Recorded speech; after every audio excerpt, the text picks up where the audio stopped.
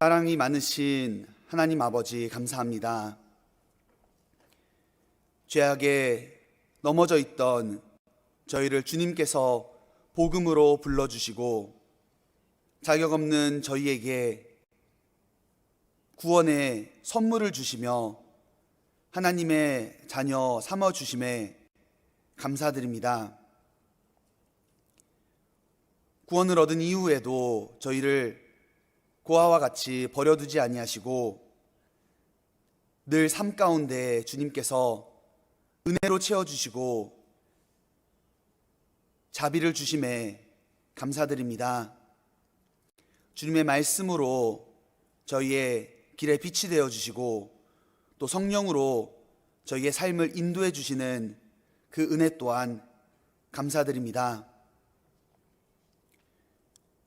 주님께서 베풀어 주신 이 많은 긍휼과 자비함과 은혜를 늘 저희 마음속에 일깨우게 하시고 저희가 살아가는 남은 삶을 저희의 자신의 욕망을 위하여 사는 것이 아니라 저희를 구원해 주신 주님을 위하여 또 하늘의 영광을 위하여 복음을 위하여 살아가기를 원합니다. 주님께서 저희의 삶을 이끌어 주시고 또 마음의 말씀의 빛으로 저희 마음을 비춰주시며 무엇이 선한 것인지, 무엇이 영원한 것인지, 무엇이 고귀한 것인지 알게 하시고 주님의 뜻을 쫓아 남은 삶 살아갈 수 있도록 인도해 주시옵소서. 저희 가운데 여러 가지 어려움이 있는 형제 자매님들 주님께서 아시오매 도와주시고 또 위로해 주시기를 원합니다. 또 건강 가운데 어려움이 있는 형제 자매님들 주님께서 치유해 주시고 더욱더 평안과 은혜 가운데 주님을 위하여 살아갈 수 있도록 도와주시옵소서. 또한 저희가 살아가는 어느 상황마다 형통한 때나 곤고한 때나 늘 하나님이 함께 하심을 기억하게 하여 주시고 주님을 의지하는 믿음 가운데 살아갈 수 있도록 힘 주시옵소서. 한 주간 휴스턴에서 성경 강연회를 이끌고 계시는 우성준 목사님과도 함께 해주셔서 모든 일 가운데 주님의 뜻이 이루어지기를 원합니다. 주님께서 모든 여정 가운데 함께 해주시옵소서. 또한 내일부터 있을 시니어 성경 강연회 가운데 주님께서 앞서 행해 주시고 또 말씀 가운데 주님께서 역사해 주시기를 주님께 간구드립니다. 오늘 주일 아침 주님의 말씀 앞에 나와왔습니다. 저희에게 겸손한 마음을 주시고 저희의 마음을 열어 주님께서 가르쳐 주시고자 하는 교훈들로 저희 마음에 채워주시옵소서. 모든 것 주님께 의지합니다. 저희를 사랑하시는 예수님 이름으로 기도드렸습니다. 아멘. 네, 오늘은 나의 발로 암사슴 발같게 하시며 라는 제목으로 사슴을 통하여 저희가 교훈을 얻어보도록 하겠습니다. 성경에는 사슴을 빗대어 표현한 말씀들이 매우 많습니다. 그리고 전반적으로 사슴을 표현할 때 성경은 긍정적으로 표현을 하고 있다는 것을 알 수 있습니다. 신명기 12장과 14장에도 정한 짐승과 부정한 짐승으로 나눌 때에도 사슴은 정한 짐승으로 분류되어 있습니다. 그리고 성경은 그리스도인의 신부를 나타내는 성도의 모습을 마치 암노루 같다, 암사슴 같다라고 아름다움을 표현할 때도 사슴을 빗대어 말하고 있습니다. 한국에서도 역사적으로 사슴은 주로 좋은 동물로 취급하고 있더라고요. 그 한국의 십장생 그림이 있는데 거기서도 이제 꼭 등장하는 것이 사슴이라고 합니다. 보통 10가지 이제 십장생이라고 하는데 거기 보면 해, 산, 물, 들, 구름, 소나무, 불로초 이렇게 있고요. 그리고 그 중에 동물들은 거북이, 학 혹은 두루미 그리고 사슴이 나온다고 합니다. 한국에서도 역사적으로 주로 사슴은 좋은 동물로 표현하고 있습니다. 이스라엘 사람들도 사슴을 생각할 때는 늘 좋은 이미지를 갖고 있는 것 같습니다. 한국은 우체국 하면은 어떤 동물이 상징적으로 나오죠? 한국에서는 제비, 좋은 소식을 전해준다라고 해서 제비를 나오고, 보통 전래 동화에서도 제비는 좋은 동물로 나오잖아요. 미국에서는 우체국 어떤 동물이죠? 독수리가 나옵니다. 독수리가 안정적이고 그리고 먼 곳을 여행해서 좋은 소식을 전해준다라는 상징으로, 그리고 1970년까지는 말을 상징으로 하고 있었다고 합니다. 이스라엘에서는 우체국 상징 사슴을 상징으로 가지고 있습니다. 어떤 어려움도 장애물도 뛰어넘고 빨리 달려서 좋은 소식을, 아름다운 소식을 전해준다라는 뜻으로 사슴이 이스라엘의 우체국 상징으로 가지고 있습니다. 사슴이 부정적인 이미지를 가지고 있다면 결코 우체국의 상징으로 가지고 있진 않았겠죠. 성경도 사슴의 아름다움을 여러 가지 모습으로 표현하고 있습니다. 그리고 성도의 모습을, 또 의인의 모습을, 또 구원받은 그리스도인의 모습을 사슴을 빗대어 표현한 많은 구절들이 성경에 나와 있습니다. 그래서 오늘은 성경을 중심으로 사슴을 통해서 성도의 모습, 그리스도의 모습은 어떠해야 되는지 저희가 교훈을 받아보도록 하겠습니다. 오늘 저희가 살펴본 시편 18편에도 다윗의 시인데요, 그곳에도 다윗은 말하길 주께서 나의 발로 암사슴 발 같게 하셨다라고 표현하고 있습니다. 그리고 나를 높은 곳에 세우시며, 그리고 하나님을 의지하고 담을 뛰어넘으며 적군에게 달린다라고 하며 사슴을 빗대어 자신의 모습을 표현하고 있습니다. 그래서 먼저는 저희가 사슴의 발을 통해서 교훈을 받고요, 그리고 남은 시간은 또 다른 사슴의 모습들을 통해서 저희가 신앙생활의 교훈들을 받도록 하겠습니다. 먼저 저희가 사슴의 발을 생각하면 빠르고 민첩한 모습을 저희가 볼 수 있잖아요. 시편 18편 29절에도 보시면 내가 주를 의뢰하고 적군에 달리며 내 하나님을 의지하고 담을 뛰어넘나이다 라고 말하고 있습니다. 달려가는 모습을 사슴을 빗대어 표현하고 있는 겁니다. 사슴은 굉장히 빠릅니다. 사슴이 힘이 강한 것은 아니지만 빠르기 때문에 아마 지금까지 생존하고 있다고 생각이 듭니다. 강하지도 않은데, 초식동물이며 강하지도 않는데 만약 매우 느렸다면 아마 다 멸종당하고 말았겠죠. 그러나 사슴은 보통 곰보다도 빠르고 호랑이, 표범, 퓨마, 제규어, 사자, 늑대 이런 천적보다도 빠르다고 합니다. 보통 시속 50마일, 그죠? 50마일 per hour, 그리고 40km까지도 달린다고 합니다. 그래서 성경에도 이런 민첩하고 빠른 모습 때문에 역대상 12장 8절에는 용사를 말하며 그들은 싸움에 익숙하며 방패와 창을 능히 쓰는 자라 얼굴은 사자 같고 빠르기는 산의 사슴 같다라고 표현하고 있습니다. 그 당시에 갓지파의 군인들은 사자같이 담대하며 빠르기는 산의 사슴 같다고 하였습니다. 군인들이 힘은 센데 빠르지 못했다면 어떻게 되겠죠? 많은 적군들의 공격에 쉽게 넘어질 겁니다. 그러나 빠름으로 그들의 공격을 피하며 적군을 향해 빠르게 공격할 수 있는 것이 군인의 올바른 모습입니다. 마찬가지로 그리스도인도 신앙생활에 성공하려면 빠르고 민첩한 사람이 되어야 됩니다. 먼저는 우리가 어떤 일에 빨라야 될까요? 여러 가지 우리가 빨리 해야 할 일들이 있는데요, 가장 먼저는 구원을 받는 일은 일찍 받는 것이 가장 좋습니다. 성경에도 말하길 너는 청년의 때 곧 곤고한 날이 이르기 전, 나는 아무 낙이 없다고 할 때가 가깝기 전에 너는 창조자를 기억하라 라고 말하였습니다. 왜 청년의 때에 곤고한 날이 이르기 전에 창조자를 기억하라 라고 말했을까요? 그 성경은 너는 여호와를 만날 만할 때에 찾으라, 그가 가까이 계실 때에 그를 부르라 라고 하였습니다. 물론 구원을 받는 것은 사람의 뜻으로 구원을 받는 것은 아닙니다. 그러나 사람이 구원을 받을 수 있는 기회가 분명 주어지잖아요. 그럴 때에 성경은 하나님을 찾으라, 찾을 만할 때에 찾으라 라고 말하고 있습니다. 우리가 일찍 구원을 받아야 하는 이유는 우리가 빨리 주님을 알수록 우리의 삶을 헛된 데에 낭비하지 않을 수 있습니다.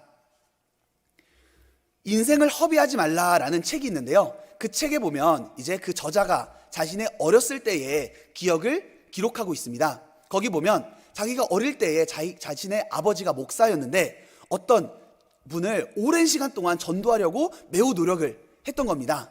그래서 그분이 젊을 때부터 계속 전도하려고 정말 구원받게 하려고 노력을 했는데 그 사람이 계속 고집을 부려서 끝까지 거부하다가 나중에 나이가 다 들었을 때 이제 죽음에 가까웠을 때 결국에는 그 목사님을 통해서 거듭나고 주님을 영접할 수 있게 되었습니다. 그러나 구원을 받자마자 처음으로 딱 거듭난 순간 했던 말이 자신의 마음속에 어린 나이였지만 크게 와닿았다고 하는 겁니다. 구원을 받으면 감사하잖아요. 그런데 감사하다는 말보단 말하길 나는 다 낭비해버렸다, 인생을 난 허비해버렸다 라고 하며 후회 말을 했다는 겁니다. 자신은 정말 어린 나이부터 주님을 발견할 수 있었고 주님을 위하여, 자신을 위하여 인생을 다 드린 하나님을 위하여 살아갈 수 있는 삶이 분명 있었음에도 불구하고 끝까지 거부하다가 결국 이제 인생의 날이 얼마 남지 않았을 때 구원을 받은 겁니다. 물론 이제 천국을 갈 수 있기 때문에 감사는 하지만 정말 헛된 일에 자기네 삶을 다 낭비한 것이 너무나 후회된다라고 간증을 한 겁니다. 그 모습을 보며 이 저자는 나는 그렇게 살면 안 돼야지. 나는 정말 헛된 일이 아니라 정말 값지고 고귀한 일을 위하여 살아야겠다라는 마음에 주님을 위하여 살게 되었고 나중엔 목사까지 되었다고 하는 그 간증을 들은 적이 있습니다. 우리가 왜 빨리 구원을 받아야 할까요? 빨리 구원을 받을수록 헛된 일에 우리의 인생을 낭비하지 않을 수 있기 때문입니다. 뿐만 아니라 우리는 죄는 빨리 버려야 됩니다. 우리 주변에 있는 죄와 유혹을 머뭇머뭇 넘어질 듯 말 듯, 그죠? 타협하며 사는 것이 아니라 죄와 유혹이 내 앞에 있을 때는 과감하게 바로 버리는 것이 그리스도인의 모습입니다. 성경에는 잠언 6장 5절에 보면 노루가 사냥꾼의 손에서 벗어나는 것 같이 새가 그물 치는 자의 손에서 벗어나는 것 같이 스스로 구원하라 라는 말이 있습니다. 사슴이 사냥꾼의 모습을 보았다. 어떻게 해야 되죠? 바로 피해야 되잖아요. 그런데 머뭇머뭇 하고 있는 겁니다. 나를 공격할까 말까 고민하고 있는 겁니다. 그러는 순간 바로 잡히게 되는 겁니다. 그리스도인도 마찬가지죠. 우리에게 오는 이성에 대한 유혹, 돈에 대한 유혹, 또 많은 세상에 대한 유혹들을 어떻게 해야 되죠? 받아들일지 말지 타협하는 것이 아니라 단호하게 잘라버려야 되는 것이 그리스도인의 모습입니다. 어슬렁거리며 고민할 일이 아니라는 거죠. 그리고 디모데 후서 2장에는 네가 청년의 정욕을 피하고 주를 깨끗한 마음으로 부르는 자들과 함께 의와 믿음과 사랑과 화평을 쫓으라. 자, 이 구절을 보면 우리가 해야 할 동사가 두 가지가 나옵니다. 피해야 할 것이 있고 그리고 쫓아야 할 것이 있는 겁니다. 청년의 정욕, 죄, 유혹은 과감하게 바로 버려야 되는 거죠. 고민하지 않고 빨리 피해야 되는 것이 우리의 마땅한 바입니다. 그러나 그리스도인은 피하기만 하는 것이 아니죠. 반드시 따라가고 쫓아야 할 것들이 분명히 있는 겁니다. 여기 본문에도 말하길 내가 주를 의지하고 도망가는 것이 아니라 적군을 향하여 달려가잖아요. 적군의 공격을 피하면서 도망가는 것이 아니라 적군을 향하여 달려나가는 겁니다. 우리도 피해야 할 것이 있지만 또 우리가 쫓아야 될 것이 분명히 있는 겁니다. 의와 믿음과 사랑과 화평을 쫓으라고 하였습니다. 권투 선수가 되기 위해서는 먼저는 때리기 전에 피하는 것을 먼저 배운다고 합니다. 그래서 줄넘기를 하루 종일 하고 스텝을 배워서 적군의 공격을 피할 수 있도록 먼저 배우는 겁니다. 그리고 피하기만 하면 안 되죠. 그리고 이기기 위해선 때려야 되잖아요. 그리스도의 모습은 피하는 것뿐만 아니라 이제는 옳은 것을 위하여, 선한 것을 위하여 달려나가는 그런 신앙생활을 해야 됩니다. 어떤 일에 우리는 그럼 달려나가야 될까요? 순종하는 일, 그리고 주를 섬기는 일에는 우리가 머뭇머뭇하는 것이 아니죠. 하나님의 말씀이 우리에게 주어졌다. 그럼 순종을 해야 될까 말아야 될까 고민해야 될까요? 순종할까 말까 기도해야 될까요? 우리가 하나님의 말씀을 확실하게 알 때 그때는 머뭇머뭇 주저하는 것이 아니라 바로 나가는 겁니다. 주님을 섬기는 일에는 주저주저 하는 것이 아니라 바로바로 달려나가는, 빨리 행하는 것이 하나님 앞에 아름다운 모습입니다. 그래서 시편 119편 60절에도 주의 계명을 지키기에 내가 신속히 하고 지체치 아니하리이다 라고 시편 기자는 고백하고 있습니다. 아브라함도 섬기는 일에 주저하지 않았죠. 천사 3명이 걸어가는 길, 그는 천사인지는 알아보지 못했죠. 그렇지만 손님 3명이 걸어갈 때 어떻게 했죠? 아브라함이 급히 장막에 들어가 사라에게 이르러 이르되 그죠? 음식을 내어라고 해서 급히 섬긴 겁니다. 그런 와중에 천사를 맞이하게 된 거잖아요. 우리는 섬기는 일에는 머뭇할 것이 아니라 급히 하듯이 빨리 하는 것이 아름다운 모습입니다. 뿐만 아니라 우리가 복음을 전하는 데에도 머뭇하는 것이 아니라 빠른 사람이 되어야 됩니다. 창세기 49장 21절에는 납달리는 노인 암사슴이라 아름다운 소리를 바라는도다. 사슴이 빨리 다니며 아름다운 소리를 바란다라고 표현하고 있습니다. 우리가 전할 수 있는 아름다운 소리는 복음입니다. 로마서 10장 15절에도 복음을 말하며 아름답도다 좋은 소식을 전하는 자들의 발이여 라며 복음과 아름다운 소식을 빗대어 말하고 있습니다. 복음을 전하는 일에는 우리는 주저하는 것이 아니라 우리가 만나는 사람들마다 우리가 가는 곳마다 그리스도인이 해야 할 마땅한 일은 복음을 전하는 일입니다. 그리고 우리는 자신을 기쁘게 하는 일에 빠른 것이 아니라 하나님을 기쁘게 하는 일에 빨라야 되는 겁니다. 시편 18편 잡으시고요. 학개서 보시겠습니다.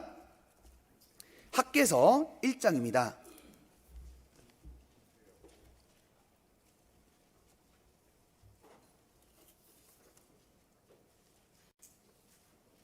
학개서 1장 2절입니다.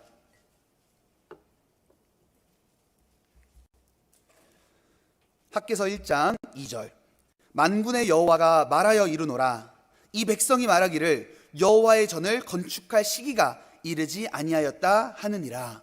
자, 이 시기는 에스라 시기인데요. 이 당시 성전이 다 이제 무너졌고 다시 성전을 건축할 때가 된 겁니다. 그러나 많은 외부의 방해가 있어서 그들이 어느 순간 재건을 하다가 멈추게 된 겁니다. 그리고 16년이나 때가 지나가야 되는 겁니다. 그런 와중에 그들은 무슨 일을 했냐면 자신의 집을 짓는 일에는 빨랐던 겁니다. 4절 이 전이 황무하였거늘 너희가 이때에 판벽한 집에 거하는 것이 가하냐? 여호와의 전을 건축하는 일에는 아직 때가 아닙니다. 아직 때가 아니에요 라고 하며 시간이 계속 흘러가는 겁니다. 16년이나 흘러가는 와중에 그들은 무엇을 하고 있었죠? 때를 기다리고 준비하는 것이 아니라 자신의 집을 건축하고 판벽한 집을 짓는 데에는 빨랐던 겁니다. 그래서 여호와는 말하길 9절 너희가 많은 것을 바랐으나 도리어 적었고 너희가 그것을 집으로 가져갔으나 내가 불어버렸느니라. 나 만군의 여호와가 말하노라 이것이 무슨 연고뇨 내 집은 황무하였으되 너희는 각각 자기의 집에 빨랐음이니라. 자, 우리도 이런 모습이 될 수 있는 겁니다. 나에게 관련된 일에는 빠른 겁니다. 부지런하게 모든 일을 행하되 하나님과 관련된 일, 주와 복음을 일하는 일에는 게으른 겁니다. 아직 때가 아닙니다. 좀 더 기다려봐야 됩니다. 그러나 자신의 일에는 빠른 그런 모습은 하나님이 보시기에는 합당치 않을 겁니다. 우리는 주님의 관련된 일에는 빨리 할 수 있어야 됩니다. 그 모습이 성도의 마땅한 바죠. 마치 사슴이 빠르고 민첩하게 움직이듯이 그리스도인은 주와 관련된 일에 빨리 행하는 그런 모습으로 살아야 됩니다. 뿐만 아니라 사슴의 발은 장애물을 뛰어넘습니다. 사슴은 높이 점프할 수 있는 능력이 있죠. 보통 가만히 서 있는 상태에서 6비트, 한 2.4m를 서 있는 상태에서 점프를 할 수 있다고 합니다. 그리고 달려가는 상태에서는 12피트, 3.7m까지도 점프할 수 있다고 합니다. 그래서 적군에게 올 때, 그리고 포식자가 올 때 어떻게 하죠? 딱 도망가면서 앞에 장애물이 있을 때 장애물을 뛰어넘는 겁니다. 다리 구조가 스프링처럼 되어 있기 때문에 스프링처럼 튀어 오르는 겁니다. 그래서 많은 맹수가 공격하다가도 앞에 장애물이 있을 때 뛰어넘는 겁니다. 그리고 또 제가 찾아보니까 사슴은 수영도 잘하더라고요. 도망가다가 물이 있으면 어떻게 하죠? 맹수들 앞에 도망가기 위해서 물에 수영해서 가는 겁니다. 초식 동물이기 때문에 주로 먹는 것이 뭐 풀 이런 거기 때문에 부식이 있어서 털이 잘 뜬다고 하더라고요. 그래서 사슴이 수영을 잘 하더라고요. 그 모습은 우리가 주님을 의지하고 장애물을 뛰어넘는 그런 모습을 우리에게 가르쳐 주고 있습니다. 신앙생활을 하다 보면 많은 장애물들이 있잖아요. 주님 위해 살아가고 싶은 마음은 모두 있죠. 그렇지만 살아가기에, 우리가 주님을 섬기기에, 그리고 순종하기에 앞에 있는 장애물들이 있잖아요. 그런 장애물들은 분명 모든 사람에게 있는 겁니다. 하나님도 말하길 하나님의 나라에 들어가려면 많은 환난을 겪어야 할 것이다 라고 주님도 말하고 있습니다. 주님을 위해 살기 위하여, 하늘의 영광을 얻기 위해서 우리는 많은 장애물들이 있는데, 그런 장애물을 그리스도인은 뛰어넘을 수 있는 힘이 있는 겁니다. 그래서 시편에도 말하길 내 하나님을 의지하고 내가 담을 뛰어넘나이다 라고 시편 18편에는 말하고 있습니다. 우리 어떤 장애물들이 있을까요? 주님을 위해 살아가고 싶지만 너무 바쁜 나의 스케줄이 장애가 될 수 있고요. 또 거리가 우리에게 장애가 될 수도 있습니다. 또 신앙을 방해할 수 있는 나의 건강이 어찌 보면 장애물이 될 수 있고요. 또 나의 외로움이 장애물이 될 수 있고, 또 누구를 전도하려고 하는데 마치 골리앗처럼 너무 마음이 강해 보이는 그런 사람들도 우리 삶 가운데 장애물이 될 수 있죠. 또 너무 강한 나의 육체의 정욕, 또 순종하기 위hen 따라오는 고난과 수고가 장애가 될 수 있고요. 또 세상을 살아가고자 하는 마음, 하나님보다는 나를 위하여 살아가고자 하는 그런 모든 것들이 인생의 장애가 될 수 있습니다. 그러나 그리스도인의 모습은 장애물이 있다, 넘지 못한다 라고 하는 것이 아니라 뛰어넘는 그런 모습이 마땅한 그리스도인의 모습입니다.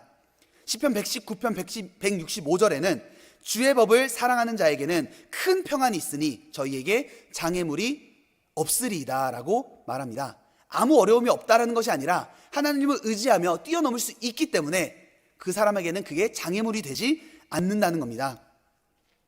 성경에도 보면 모든 사람들은 장애물을 가지고 있었던 사람들입니다. 장애물이 없어서 성공한 것이 아니라 장애물이 있었지만 믿음으로 극복하였기 때문에 하나님은 그들의 믿음을 칭찬하고 있습니다. 중풍병자의 네 친구가 있었잖아요. 그들에게는 장애물이 있었죠. 예수님만 만나면 내 친구가 치료받을 수 있을 거야 라는 확신은 있었지만 그 집 안에는 너무나 많은 사람들이 붐벼 있었던 겁니다. 집 밖에도 많은 사람들로 가득 차 있기 때문에 분명 그들은 타협할 수 있었죠. 오늘은 안 되겠다, 때가 아니네. 분명 돌아갈 수 있었지만 그들은 장애물을 극복했죠. 어떻게 했죠? 지붕까지 올라가는 겁니다. 지붕을 뜯어서까지 자신의 친구를 예수님 앞에 놓는 그런 모습으로 주님 앞에 믿음을 칭찬받았잖아요. 믿음의 삶이란 장애물이 없는 것이 아니라 분명 있지만 모든 것을 믿음으로 하나님을 의지하고 뛰어넘는 것이 그리스도인의 마땅한 모습입니다. 느헤미야는 성벽을 건축한 사람이잖아요. 에스라 시대에는 성전을 건축하였고 그 이후에 느헤미야 시대에는 성벽을 건축하였습니다. 그때도 장애물이 있었습니다. 주변에 있는 많은 사람들이 놀리는 거죠. 이 성벽을 보니 여우가 올라가도 무너지겠다. 그리고 매번 방해를 하는 겁니다. 그럴 때 어떻게 했죠? 지금은 때가 아니다. 늦추는 것이 아니라 느헤미야는 리더십이 있었습니다. 그리고 하나님을 의지하면서 말하길 느헤미야 4장 20절부터 22절에 보면 하나님이 우리를 위하여 싸우시리라 라고 하며 먼저는 백성들의 마음을 움직입니다. 그리고 가만히 있었던 게 아니죠. 반은 칼을 들고 창을 들고 지키고 있는 겁니다. 그리고 반은 이제 여호와의 성벽을 건축하고 있는 거죠. 밤에는 파수하고 또 낮에는 건축을 하고, 분명 장애물이 있었던 거죠. 학계 시대에는 사람들이 아직 여호와의 건축을 할 때가 아닙니다 라고 계속 지어냈지만 느헤미야는 하나님이 우리를 위하여 싸우시리라, 그리고 반은 싸우며 창을 들고 칼을 들고 반은 역사하며 그 장애물을 극복해 내었습니다. 우리는 모두에게는 분명 장애물이 있지만 마치 사슴이 장애물을 뛰어넘는 것처럼 그리스도인은 모든 장애물을 뛰어넘을 수 있는 힘을 가지고 있습니다. 또한 시편 18편 33절 본문을 보시면 나의 발로 암사슴 발같게 하시며 나를 나의 높은 곳에 세우신다라고 고백하였습니다. 사슴은 주로 아침에 먹이를 찾아 나서고 낮에는 전망이 좋은 높은 곳에 가서 휴식을 한다고 합니다. 위에서 모든 것을 내려볼 수 있기 때문에 맹수의 위험으로부터 지리적으로 보호를 받을 수 있습니다. 그리고 사슴의 발바닥은 앞쪽이 스펀지처럼 돼 있어서 마찰을 줄이고 미끄럼을 방지해 줄 수 있다고 합니다. 그래서 시편 18편에도 보면 내 걸음을 실족지 않게 하였습니다 라고 시편 기자가 고백하잖아요. 뿐만 아니라 앞쪽 발바닥 가장자리는 이제 다리의 지탱력을 유지할 수 있도록 하고요. 그리고 쪽발이 갈라졌기 때문에 선택적으로 밟을 곳, 밟지 않을 곳을 구별하면서 간다고 합니다. 그래서 사슴은 높은 곳에 있으면서도 위험을 방지하며 떨어지지 않고 안전하게 있을 수 있다고 합니다. 높은 절벽 가운데서도 떨어지지 않으면서 걸어가고 고상하게 걸어가잖아요. 그 모습은 사슴의 모습이 그리스도인의 모습을 설명하고 있습니다. 이러한 사슴의 높은 곳에 있는 모습처럼 그리스도인은 주님께서 높은 곳에 세우시고 계십니다. 비록 우리의 발은 이 땅에 붙이고 살지만 우리의 소망은 어디에 있죠? 이 땅에 있는 것이 아니라 우리의 소망은 하늘에 있는 겁니다. 빌립보서 보시겠습니다. 빌립보서 3장.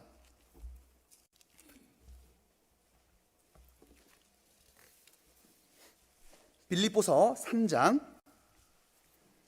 19절입니다.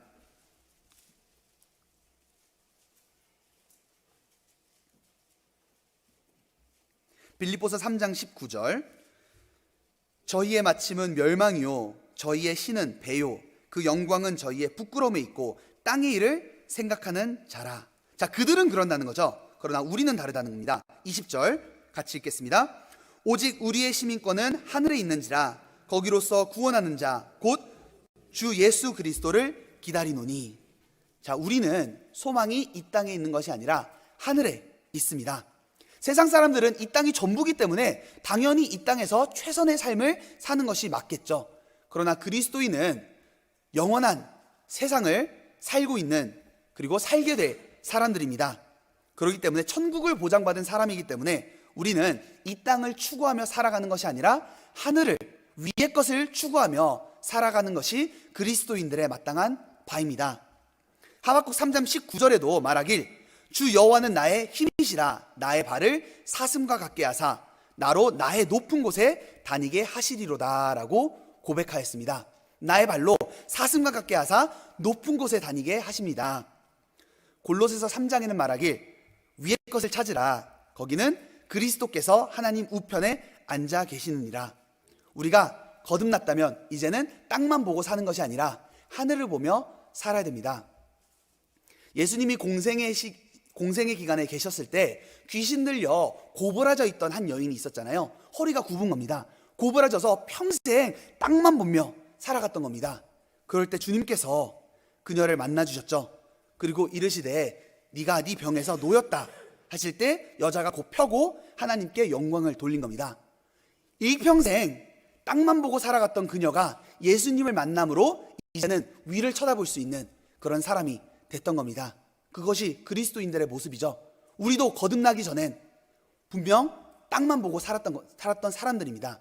이 땅이 영원한 것처럼 이 세상에 소망을 두며 이 세상을 즐기며 이 세상을 위하여 살아갔지만 이제 거듭난 이후에 우리는 하늘을 볼 수 있게 된 겁니다.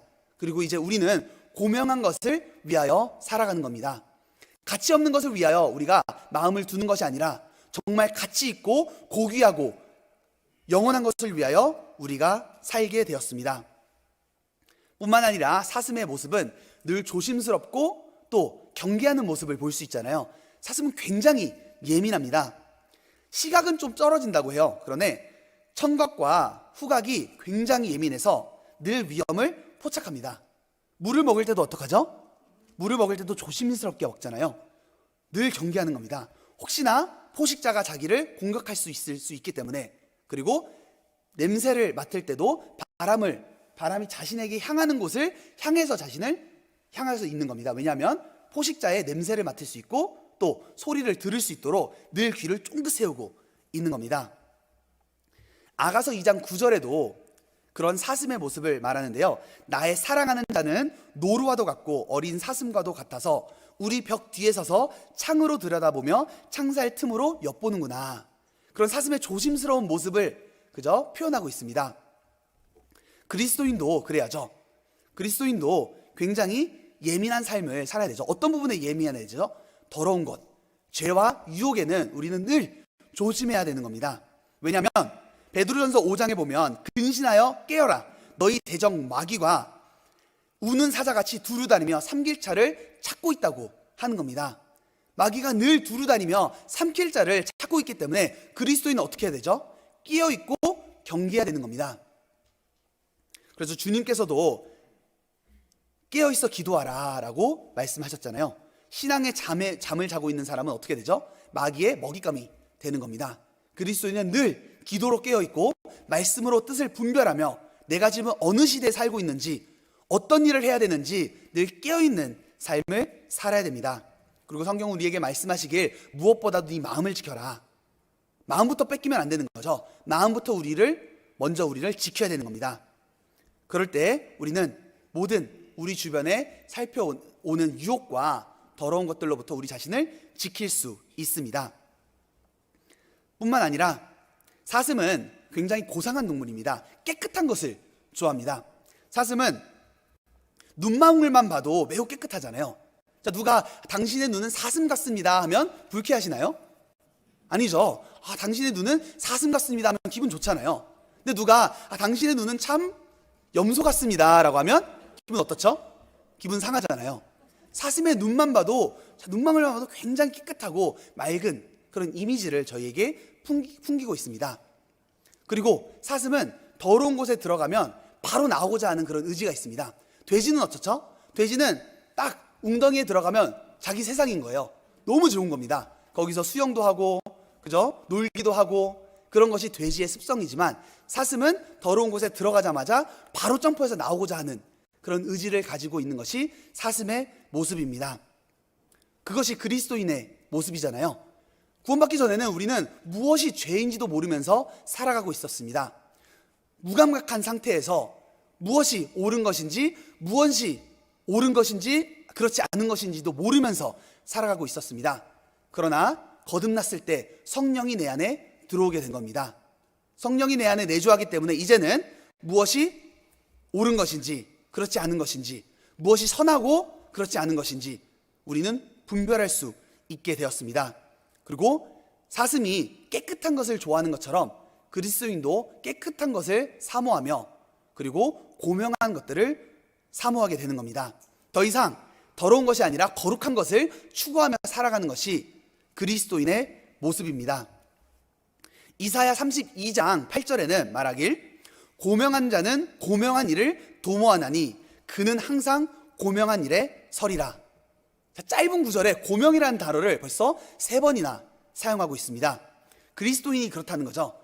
고명한 자는 고명한 것을 사랑하고 고명한 것을 도모하고 추구하고 고명한 일에 선다는 겁니다. 우리는 이 땅의 재물과 명예와 세상의 즐거움, 자신을 기쁘게 하려는 그런 마음이 아니라 이제는 영혼을 귀하게 여기고 복음을 사랑하고 십자가를 사랑하며 하나님을 기쁘게 하고자 하는 그런 마음이 생긴 겁니다. 그리고 영원하지 않는 것이 아니라 이제는 영원한 것을 위하여 살아가고자 하는 그런 마음을, 새로운 마음을 주님이 우리에게 주셨습니다. 그래서 고린도전서 2장 2절에는 사도 바울의 고백이죠. 나는 이제 예수 그리스도와 그의 십자가에 못 박힌 것 외에는 아무것도 알지 아니하기로 작정하였습니다. 많은 지식도 있는 사람이었고 그리고 충분히 많은 재물도 얻을 수 있는 사람이었지만 그는 모든 것을 다 포기하고 나는 오직 그리스도와 그의 십자가 못 박힌 것 외에는 아무것도 알지 아니하기로 작정하였다. 이게 누가 주신 마음이죠? 하나님이 주신 성령의 마음인 겁니다. 갈라디아서 6장 14절에도 그러나 내게는 우리 주 예수 그리스도의 십자가 외에는 결코 자랑할 것이 없다라고 하면 나는 오직 십자가만 자랑하겠다라고 간증하고 있습니다. 거듭나지 않은 사람은, 주님의 십자가를 모르는 사람은 이 말을 들으며 참 무식하다, 참 미련해 보이겠죠. 그러나 거듭난 사람은 얼마나 십자가가 고귀하고 값진 것인지 알게 된 사람입니다. 그리고 그것을 추구하며 그것을 전하며 살아가는 것이 그리스도인의 모습입니다. 고린도후서 4장도 보시겠습니다. 고린도후서 4장.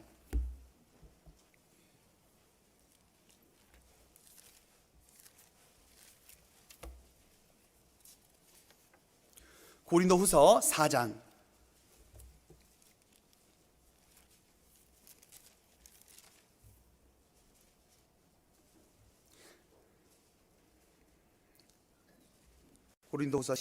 고린도서 4장 17절, 18절. 18절만 같이 읽겠습니다. 고린도후서 4장 18절. 우리의 돌아보는 것은 보이는 것이 아니요 보이지 않는 것이니 보이는 것은 잠깐이요 보이지 않는 것은 영원함이니라. 자, 거듭나기 전에는 우리는 보이는 것을 추구하며 살아갔습니다. 보이는 것이 마치 전부인 것 마냥 우리의 마음을 빼앗기며 살아갔던 거죠. 그러나 하나님이 보시기에 아름다운 사슴의 모습, 하나님이 보시기에 아름다운 성도의 모습은 이제는 우리가 돌아보는 것은 보이는 것이 아니라 보이지 않는 것을 우리가 사랑하며 영원한 것을 위하여 살아가는 겁니다. 하나님이 가장 값지게 보시는 것이 영혼이잖아요. 한 영혼이 천하보다 귀하다라고 성경은 말합니다. 그 영혼의 고귀한 가치를 분별하며 그 영혼을 건지며 그 영혼을 세우는데 우리의 전부를 투자하며 살아가는 것이 하나님이 보시기에 아름다운 성도의 모습입니다. 자, 그리고 여섯 번째론 사슴은 물을 갈망하잖아요. 시편 42편 보시겠습니다. 시편 42편.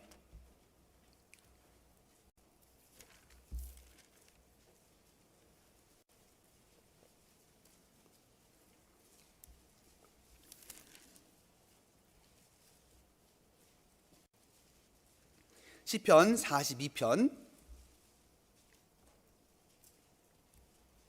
1절입니다.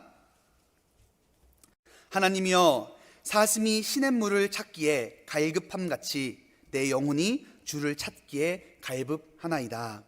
네, 시편 기자는 사슴의 모습을 보며 주여 사슴이 시냇물을 찾기에 갈망하는 것처럼 내 영혼이 주님을 찾기에 갈급하나이다 라고 고백하였습니다. 사슴의 식도는 얇은 비닐 같아서 제때의 수분을 공급해주지 않으면 말라 붙어버린다고 합니다. 그래서 사슴은 물을 오랫동안 마시지 않으면 이제 이 얇은 막이 말라버리고 타는 듯한 하는 고통을 느끼게 된다고 합니다. 그래서 고통을 벗어나기 위해서 사슴은 주기적으로 반드시 물을 자주 마셔야 된다고 합니다. 그래서 주로 포식자들도 사슴을 잡기 위해 늘 시냇가에 근처에서 기다리고 있다고 합니다. 왜냐하면 아무리 사슴이 포식자가 있는 걸 알아도 물은 반드시 마셔야 되기 때문에 반드시 온다고 합니다. 왜냐하면 물과 자신과는 생명과도 직결되어 있기 때문입니다. 그런데 이 시편 기자가 기록할 때 이 당시는 중동 지방이잖아요. 중동 지방에는 보통 물이 귀하잖아요. 그래서 물을 찾아 헤매던 사슴들이 주로 많은 사슴들이 심한 목마름으로 기력도 다하고 이제 나중엔 헛것도 보게 되고 나중에는 막 헛것을 찾다가 나중에 목말라서 죽는 많은 사슴들이 길가에 보이기도 했다고 합니다. 그래서 이 시편 기자는 아마 그런 모습을 보면서 사슴은 반드시 물이 필요하구나, 물이 없으면 죽는구나 라는 것을 알면서 사슴이 반드시 물이 필요하듯이 주님, 저는 주님이 필요합니다, 하나님을 내 영혼이 갈망합니다 라고 고백하고 있는 겁니다. 이 모습은 우리가 반드시 주님과 관련된 일에 우리 모습이 갈망하고 있다는 것을 보여주고 있습니다. 우리의 영혼은 하나님과 직결되어 있고 마치 물이 없으면 죽는 것처럼 우리는 하나님과 관련된 일에 우리는 갈망하는 마음이 있어야 되고 있습니다. 살아가는 생명은 반드시 목마름이 있잖아요. 그런 것처럼 우리의 영혼이 반드시 살아있다면 살아있는 영혼은 갈망하는 것이 있습니다. 구원받은 성도라면 반드시 갈망하는 것이 있는 겁니다. 어떤 일에 갈망할까요? 세상 사람들도 갈망하는 것이 있잖아요. 정말 성공하고자 하는 그런 욕망도 있고, 그죠? 많은 것을 얻어보고자 하는 그런 갈망. 그죠? 유명해지고자 하는 그런 갈망을 가지고 있습니다. 그러나 그리스도의 모습은 좀 더 다르죠. 그런 것을 갈망하는 것이 아니라 하나님과 관련된 일에 우리는 목이 마른 겁니다. 우리 자신도 한번 돌아봐야 되죠. 과연 나에게는 하나님과 관련된 일에 목마름이 있는지, 아니면 여전히 구원받았다고는 하지만 여전히 나의 온 마음은 세상의 것만 목말라 하고 있는지 우리의 자신은 돌아봐야 되는 겁니다. 과연 내가 하나님의 뜻을 이루고자 하는 그런 갈망함이 있는지, 하나님을 알고자 하는, 그리스도를 좀 더 알기 원한다, 그런 갈망이 있는지, 아니면 알아도 그만, 몰라도 그만, 하나님의 뜻 이루면 좋지, 아니면 어쩔 수 없고 그냥 주저하고 있는 그런 모습의 그리스도인인지 우리 자신은 돌아봐야 됩니다. 성경은 반드시 거듭난 사람은 선한 일에 대한 목마름이 있다고 말했습니다. 의에 줄이고 목마른 자는 복이 있나니 저희가 배부를 것이며, 선한 일에 대한 갈망이 있는 사람은 반드시 주님도 그 일을 이룰 수 있도록 도와주시고 그 목마름을 주님께서 해결해 주신다라고 말씀하고 있습니다. 자, 그리고 신명기 14장 보시겠습니다. 또 사슴의 다른 모습을 저희가 볼 수 있는데요. 신명기 14장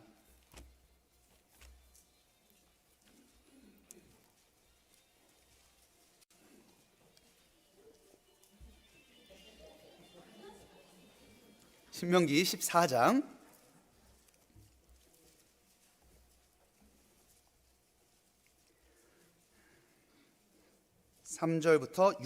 3절부터 7절입니다. 신명기 14장 3절부터 7절. 너는 가정한 물건은 무엇이든지 먹지 말라. 너희의 먹을 만한 짐승은 이러하니 곧 소와 양과 염소와 사슴과 노루와 불그스럼한 사슴과 산염소와 볼기흰 노루와 뿔긴 사슴과 사냥들, 무릇 짐승 중에 굽이 갈라져 쪽발도 되고 새김질도 하는 것은 너희가 먹을 것이니라. 다만 새김질을 하거나 굽이 갈라진 짐승 중에 너희가 먹지 못할 것은 이것이니 곧 약대와 토끼와 사반, 그것들은 새김질은 하나 굽이 갈라지지 아니하였으니 너희에게 부정하고. 율법이죠. 신명기에 보면 정한 음식, 부정한 음식을 말하며 사슴은 정한 음식으로 나와 있습니다. 물론 이 구절은 우리가 먹을 것과 먹지 말아야 할 것을 말하는 것이 아니죠. 자, 성경에 보면 감사함으로 받으면 모든 것이 버릴 것이 없다, 주님께서 우리에게 자유를 주셨잖아요. 그러나 여기서 우리에게 교훈을 줄 수는 있는 겁니다. 되새김을 하기 때문에, 그리고 쪽발이 갈라졌기 때문에 사슴은 정한 음식이다라고 말하고 있습니다. 그것은 그죠? 우리도 마찬가지로 되새김질을 하는 그리스도인의 모습을 말하고 있죠. 성경의 음식은, 영혼의 음식은 말씀으로 표현하고 있잖아요. 말씀을 우리가 한 번만 듣고 끝나는 것이 아니라 말씀을 듣고 또 다시 새기고 묵상하는 그런 영적 되새김질 하는 모습을 저희에게 교훈해주고 있습니다. 사슴은 주로 먹을 것이 있으면 일단 다 집어넣는데요. 왜냐하면 포식자가 공격을 할 수 있기 때문에 일단 다 집어넣고, 위가 4개이기 때문에 이제 안전한 곳을 가서 다시 빼서 씹고 다시 넣고, 다시 빼서 씹고 다시 넣고, 다시 빼서 다시 씹고, 되새김질을 한다고 합니다. 그래서 제가 유튜브에 찾아봤어요. 되새김질하는 사슴. 그러니까 사슴이 길이 이렇게 긴데 거기서 음식을 막 씹더니만 다시 목으로 쫙 들어가요. 다시 올라와요. 또 씹어요. 다시 들어가고. 그렇게 되새김질을 하더라고요. 이것처럼 우리는 말씀을 들을 때에 이런 사슴이 되새김질을 하듯이 여호와의 말씀을 묵상하고 생각하고 적용하고 말씀을 우리에게 충분히 소화될 수 있도록 받는 것이 그리스도인의 마땅한 모습입니다. 한 번 듣고 잊어버리는 것이 아니죠. 한 번 듣고 새기고 또 그 말씀대로 살아가도록 하는 겁니다. 사슴은 초식동물이기 때문에 주로 먹는 것이 뭐죠? 풀, 나무 껍질, 나뭇가지, 어린 싹, 이런 것만 먹는데도 불구하고 어떻게 그렇게 높이 점프를 하고 장애물을 뛰어넘고 힘있게 달려갈 수 있는 거죠? 그 안에 있는 음식에 있는 모든 영양분을 다 빼는 겁니다. 계속 씹잖아요. 그래서 모든 영양분이 다 소화될 때까지 먹는 겁니다. 우리도 말씀 들을 때 그런 자세로 들어야 되겠죠. 말씀을 한 번 듣고 잊어버리는 것이 아니라 돌아가서 복습하고 또 생각해보고 이대로 한번 살아보려고 하고, 그럴 때 우리가 그 말씀이 내 것이 되는 겁니다. 유명한 전도자 D.L. 무디가 성경 속에 많은 구절에 T, P, 이제 알파벳 T, P 이런 구절이 많이 써 있더라고요. 그래서 어떤 사람이 그 성경을 보며 물었던 겁니다. 아니, 성경에 왜 T, P 이렇게 많이 써 있습니다. 그게 무슨 뜻입니까? 자, 자기가 tried and proven, 한번 이 말씀대로 살아봤고 그 약속이 정말 그대로 되는지 아닌지 경험해 본 겁니다. 경험해 본 것들은 T, P 이렇게 써놓은 겁니다. 많은 구절 T, P, T, P 이렇게 써 있더라고요. 그것처럼 우리의 말씀이 이론처럼만 받아들이는 것이 아니라 정말 이 말씀이 내 삶 가운데 적용이 되고 우리 삶의 간증이 돼야 되는 겁니다. 정말 내가 하나님의 뜻대로 살아봤더니 주님께서 이 모든 것을 더해 주시더라. 정말 내가 겸손해 보려고 노력해 봤더니 주님께서 높아 주시더라. 주님의 약속이 있잖아요. 그 약속을 이론적으로만 사는 것이 아니라 내 삶 가운데 충분히 받아서 그 삶이 내 삶이 되도록, 나의 간증이 되도록 소화하는 그런 모습으로 살아야 될 겁니다. 사슴이 꼴을 먹지 않으면 힘있게 달릴 수 없습니다. 그래서 예레미야 1장 6절에는 사슴이 쫓는 자 앞에서, 목백은 꼴을 짜지 못한 사슴이 쫓는 자 앞에서 힘없이 달림 같도다. 꼴을 못 먹으면 힘이 없습니다. 그래서 결국에는 잡히게 되겠죠. 그런 것처럼 우리는 힘을 받아야만 힘있게 살아갈 수 있는 겁니다. 말씀을 통해서, 성령의 공급을 통해서, 기도를 통해서 주님께서 주시는 힘을 받아야만 우리가 힘있게 살아갈 수 있고 장애물도 극복하고 그리고 멀리 바라보며 살아갈 수 있는 겁니다. 그리고 또 다른 사슴의 모습이 있는데요. 주로 우리가 사슴을 보면 다리도 길고 또 체형이 가느다라고 마르고 또 눈이 맑기 때문에 굉장히 연약한 이미지로 우리가 생각하고 있잖아요. 그런데 사실 성질이 보통이 아니라고 합니다. 사슴의 성질이. 그래서 동물원 같은 데도 괜히 사슴 잘못 건드렸다가 뿔로 들이박는 그런 모습도 흔히 볼 수 있다고 하고요. 그리고 도망가다가 사슴이 자신이 더 이상 못하겠다 할 때는 정말 죽는 힘을 다하여 끝까지 싸우는 모습이 사슴의 모습이라고 하더라고요. 그리고 앞발질로 힘이 굉장히 강해서 그 앞발질로만 쳐도 사람도 그냥 날아가 버리기도 하고 그럼 굉장히 큰 힘을 가지고 있다고 합니다. 이 모습을만 봐도 그리스도인의 모습이 떠오르더라고요. 그리스도인은 세상이 보기엔 어떻죠? 굉장히 연약한 자 같고 아무것도 없는 사람 같고 미련해 보이고, 그렇지만 그리스도인의 안에는 굉장히 강한 것이 있는 겁니다. 성도와 이웃에게는 온유하지만 세상에는 담대한, 그리고 겸손하지만 세상에 결코 기죽지 않는 그런 강인함이 그리스도인의 안에는 분명 있는 겁니다. 고린도후서 6장 보시겠습니다. 고린도후서 6장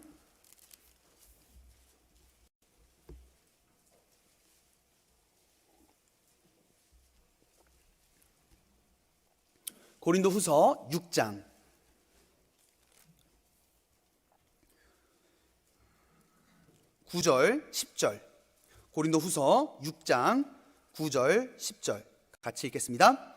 무명한 자 같으나 유명한 자요, 죽은 자 같으나 보라, 우리가 살고 징계를 받는 자 같으나 죽임을 당하지 아니하고, 근심하는 자 같으나 항상 기뻐하고, 가난한 자 같으나 많은 사람을 부요하게 하고, 아무것도 없는 자 같으나 모든 것을 가진 자로다. 이것이 그리스도인의 모습입니다. 세상에는 무명하죠. 우리 중에 정말 인터넷에 우리 모습이 다 나오지 않잖아요. 뭐 빌 게이트처럼, 앨런 머스크처럼 세상에 유명한 사람은 없습니다. 그러나 하나님이 보시기에는, 그죠? 저 천국에서는 누가 가장 유명하죠? 이 자리에 있는 그리스도인이 가장 유명한 겁니다. 그리고 죽은 자 같으나 많은 핍박을 받고 세상에서는 벌을 받는 자 같이 살아갈 수도 있는 겁니다. 그러나 결코 죽임을 당하지 않고요, 영원히 사는 사람들이 그리스도인이죠. 아무것도 없는 것 같아서 매일 근심하는 것 같아요. 그러나 항상 기뻐하고 주님께서 주시는 기쁨으로 기뻐하며 살아가는 것이 그리스도인이고, 가난한 자 같으나 많은 사람을 실제 부요하게 하는 사람이 그리스도인입니다. 아무것도 없는 자 같으나 우리는 모든 것을 가졌잖아요. 하나님 한 분만으로도 우리는 모든 것을 가졌다 할 수 있습니다. 주님께서는 모든 것을 우리에게 풍성히 채워주신 겁니다. 마치 사슴이 이미지는 연약해 보이지만 강인함이 있는 것처럼 우리도 그러합니다. 그리스도인도 그런 모습을 가지고 있죠. 예수님도 어떠하셨죠? 예수님은 사람들 앞에 낮아지시고 겸손하셨잖아요. 그러나 예수님은 십자가 앞에 죽음도 두려워하지 않으시고 십자가 앞에 매달리셔 다 이뤘다 담대히 외치셨습니다. 사도 바울도 성도들에게는 매우 겸손하고 온유하였죠. 고린도 편지를 보내며 굉장히 많은 책망이 있었기 때문에 근심한 겁니다. 혹시나 나의 책망으로 인하여 성도들이 근심하진 않을까, 마음에 상처는 입지 않았을까 근심하였지만 세상 사람들을 향해서는 담대하게 전도했잖아요. 자신을 죽이도록 결정할 수 있는 재판장 앞에서도, 아그리빠 왕 앞에서도 어떻게 했죠? 전도했잖아요. 아그리빠여, 당신이 선지자를 믿으시나이까? 믿는 줄 아나이다. 아그리빠가 당황했죠. 네가 나를 적은 말로 나를 권하여 그리스도인이 되게 하려는도다. 그렇게 겸손한 사람이 재판장 앞에 서서 전도를 하고 있는 겁니다. 그런 담대함이 있잖아요. 겸손함과 온유함이 있지만 세상을 향하여는 담대함이 우리에게 있는 겁니다. 많은 기독교 순교자들도 마찬가지입니다. 역사 가운데 복음을 위해서 순교했던 많은 그리스도인들이 어떻게 순교했죠? 감옥에 있을 때는 바퀴벌레 하나만 봐도 소슬하게 놀라는 어린 아이들과 부녀들이었습니다. 쥐 한 마리만 봐도 소슬하게 놓치는 사람들이었지만 어떻게 그 사자들의 앞에서, 불 앞에서 포기하지 않고 비겁하게 넘어지지 않고 죽음을 향해 갈 수 있었죠? 주님께서 주시는 강인함이 있는 겁니다. 로마서 8장 보시겠습니다. 로마서 8장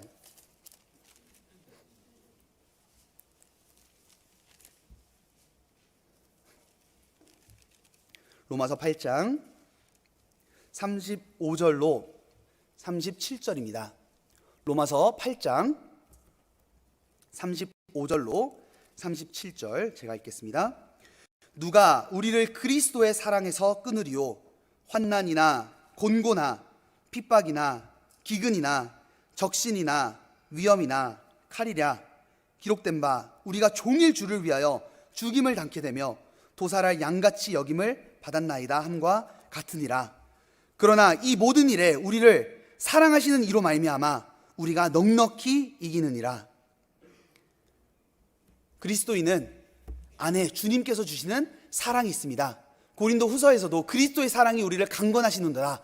주님께서 주시는 사랑으로 인하여 이 땅에 있는 많은 어려움, 심지어 곤고나 핍박과 위험과 칼도 우리가 뛰어넘을 수 있는, 극복할 수 있는 강인함을 가지고 있는 것이 그리스도인입니다. 고린도 후서 보시겠습니다. 고린도 후서 4장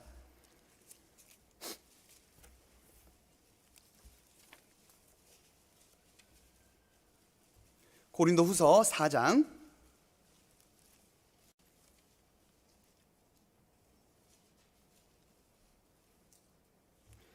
7절로 10절입니다. 고린도 후서 4장 7절로 10절.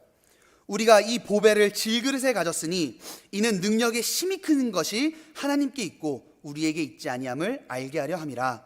우리가 사방으로 우겨쌈을 당하여도 쌓이지 아니하며 답답한 일을 당하여도 낙심하지 아니하며 핍박을 받아도 버림받지 아니하며 거꾸러뜨림을 당하여도 망하지 아니하고 우리가 항상 예수 죽인 것을 몸에 짊어짐은 예수의 생명도 우리 몸에 나타나게 함이라.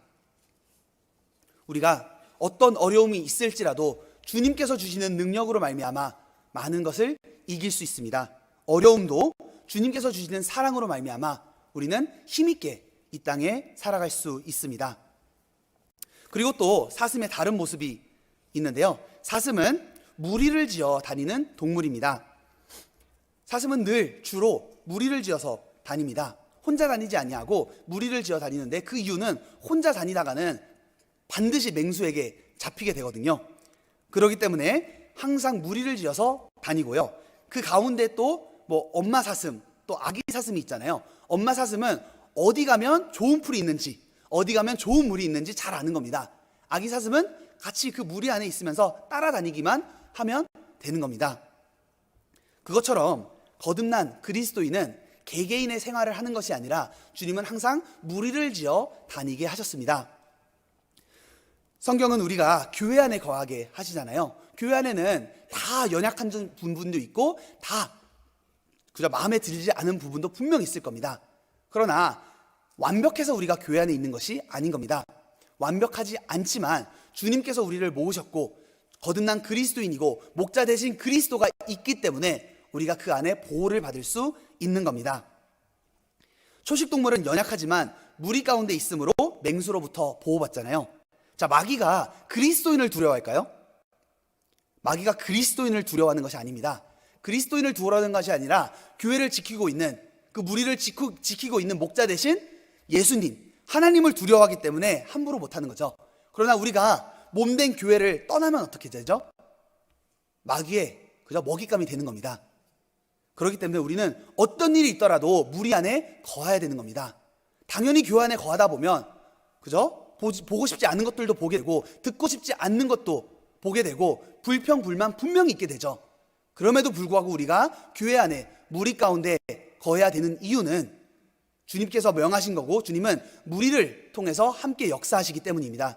우리가 구원받을 수 있던 것도 교회가 있었기 때문에 구원받을 수 있던 거고요. 우리가 또한 신앙이 성장할 수 있는 것도 주님께서 교회를 통해서 우리에게 말씀과 성령의 힘과 교제를 통해서 능력을 주시잖아요. 그렇기 때문에 어떤 일이 있어도 우리는 교회 가운데 거해야 됩니다. 무리를 떠나는 순간 마치 사슴이 무리를 떠나면 죽는 것처럼 나는 무리를 떠나면 죽는다 이런 마음으로 어떤 일이 있어도 우리는 교회 가운데 거하는 것이 주님께서 원하시는 모습입니다. 신명기 25장 17절로 18절을 보시면 이스라엘 백성이 이제 주님께서 인도하셨죠. 광야 가운데 인도하셨는데요. 그 가운데 꼭 뒤로 처지는 사람들이 있었어요. 무리를 떠나려고 하는 터지는 사람들이 어떻게 됐죠? 처지는 사람은 결국에 아말렉 사람들의 공격을 당해서 죽게 되었습니다. 어떤 사람을 공격하죠? 너의 피곤함을 타서 네 뒤에 떨어진 약한 자들을 쳤는지라. 무리 안에만 있으면 보호를 받을 수 있는데 계속 뒤떨어지는 겁니다. 그래서 공격을 받게 되는 거죠. 그래서 우리는 늘 교회 안에 거할 수 있도록 힘써야 됩니다. 히브리서 10장 24절 25절에도 서로 돌아보아 사랑과 선행을 격려하며 모이기를 패하는 어떤 사람들의 습관과 같이 하지 말고 오직 권하여 그 날이 가까움을 볼수록 더욱 그리하자. 말세가 될수록 우리는 더더욱 모이기를 힘써야 됩니다. 그리고 마지막으로 사슴의 모습을 보면요, 사슴의 뿔 있잖아요, 숫사슴이. 근데 사슴의 뿔을 보면 좌우 대칭일수록 건강하다고 합니다. 그 균형을 잃으면 건강의 모든 부분이 이제 깨지게 되는 겁니다. 그래서 사슴을 보면 두 뿔의 이제 좌우 대칭이 균형을 잃을 때 저 사슴은 건강한 사슴이구나라는 것을 알 수 있고요. 점점 균형이 잃을수록 저 사슴은 건강하지 않는구나라는 것을 우리가 알 수 있다고 합니다. 이건 성경에 나오는 건 아니고요. 제가 찾아본 겁니다. 근데 그것도 저희에게 신앙적인 교훈을 주는 것 같습니다. 우리의 신앙생활도 분명히 균형을 이루면서 신앙생활을 해야 됩니다. 성경을 보면요, 많은 곳에 좌우로 치우치지 말라라는 구절들이 굉장히 많습니다. 예를 들어 여호수아 23장 6절에 보시면요, 한번 보실까요? 여호수아 23장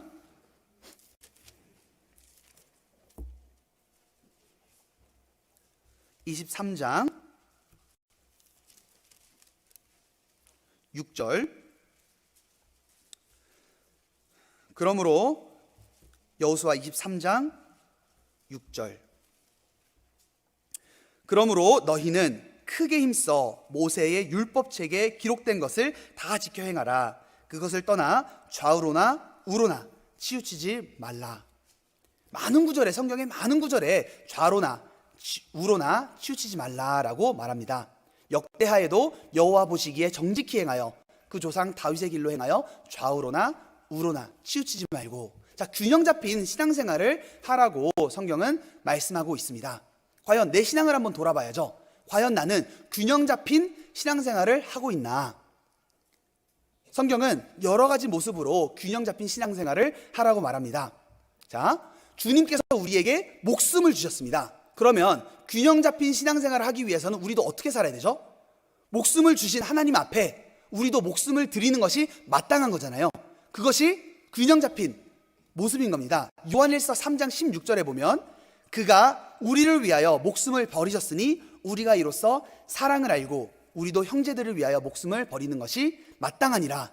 그가 우리를 위하여 목숨을 버리셨기 때문에 우리가 주와 복음을 위하여 목숨을 버리는 삶을 사는 것이 마땅하다, 합당하다라고 말씀하는 겁니다. 그래서 우리는 주님께서 우리에게 베풀어 주신 사랑의 균형에 맞게 살려면 우리도 우리의 목숨과 우리의 삶을 주님께 드리면서 살아가는 것이 균형 잡힌 신앙생활인 겁니다. 자, 오해하시면 안 되죠. 균형 잡힌 신앙생활 해야지, 적당히 신앙생활 해야지, 그런 뜻이 아니죠. 주님께서 나에게 모든 것을 주셨기 때문에 나도 자기를 부인하고 자기 십자가를 지고 주님을 따르는 것이 균형 잡힌 신앙생활이라고 하는 겁니다. 뿐만 아니라 하나님의 주권이 있고 사람의 책임이 있는데 그것도 균형을 잡힌 것을 가져야 되는데요. 어떤 경우 우리가 자칫 오해하면 신앙생활 왜 네가 하려고 그래? 하나님이 하는 것이지. 너는 그냥 힘 빼. 아무것도 하지 마. 이렇게 오해할 수 있는데요. 절대 성경은 그렇게 말하지 않습니다. 얼마나 적극적으로 우리에게 가서 싸우라, 취하라, 상을 다름질하라, 달려가라, 얼마나 적극적으로 우리에게 적극적으로 나아갈 것을 우리에게 말씀하고 있지 않습니까? 저희가 보면 구원도 마찬가지죠. 주님께서도 우리를 구원하시지만 그렇다고 사람의 의미가 아무것도 없는 걸까요? 아니죠. 성경에는 믿으라 라고 하잖아요. 그런 것처럼 우리가 믿을 때 하나님께서 그 믿음을 주시는 겁니다. 하나님의 주권과 사람의 책임을 간과해선 안 됩니다. 자칫하다간 우리가 모든 책임을 주님께 돌릴 수 있는 거죠. 내가 게으르면서 하나님이 도와주지 않아서 저 사람이 구원받지 못하는 거야. 하나님이 도와주지 않아서 우리가 아무것도 못해. 먼저는 내 일을 100% 하고 하나님이 100% 일을 하시는 겁니다. 내가 50, 하나님이 50이 아니라 나도 100% 하는 거고 주님도 100% 하십니다. 갈라디아서 2장 20절에도 나와 있죠. 내가 그리스도와 함께 십자가에 못 박혔나니 그런즉 이제는 내가 산 것이 아니다. 그래서 아무것도 안 하나요? 그게 아니죠. 오직 내 안에 그리스도께서 사신 것이다. 이제 내가 육체 가운데 사는 것은, 그죠? 내가 사는 것이 아닌데 산대요. 그게 무슨 말이죠? 사는 것이 아닌데 사는 게 무슨 뜻이죠? 하나님의 일과 나의 일이, 그죠? 같이 균형을 이룬다는 것을 우리에게 말하고 있습니다. 우리가 거듭날 때도 분명 균형이 있었죠. 회개하고 복음을 믿으라. 회개만 하고 복음을 믿지 않아요? 구원받을 수 있을까요? 아니죠. 회개는 엄청 하는데 복음을 몰라요. 그 사람이 구원받은 사람일까요? 아니죠. 회개하고 복음을 믿으라. 분명 거듭나기 위해서도 두 가지 균형이 있어야 되는 겁니다. 하나님도 성품이 두 가지를 균형을 분명히 있었죠. 공의와 사랑. 주님은 우리를 사랑하시되 공의를 포기하시면서 사랑한 것이 아니라 공의를 이루시면서 우리를 사랑하신 겁니다. 이 균형이 치우치지 않으신 거죠. 또한 믿음의 조건과 행함의 열매가 균형을 이루어야 되는 겁니다. 우리가 거듭나기 위해선 행함이 필요하나요? 아니죠. 우리가 거듭나는 것은 반드시 믿음으로만 구원받는 겁니다. 그렇다고 구원받은 사람의 삶 가운데 행위가 없을까요? 아니죠. 성경은 야고보서 2장 22절 보실까요? 야고보서 2장